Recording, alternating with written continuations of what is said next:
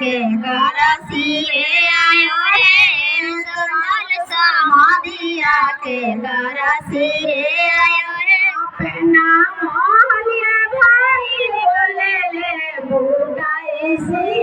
अपना मोहलिया भाई बोले ले बुढ़ सी अपना मोहलिया भाई बोले ले सूरज सिंह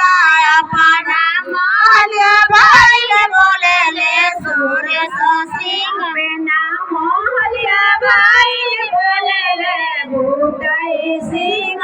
अपना मोहलिया भाई बोले ले सूरज सिंह अपना मोहलिया भाई बोले ले गणेश सिंह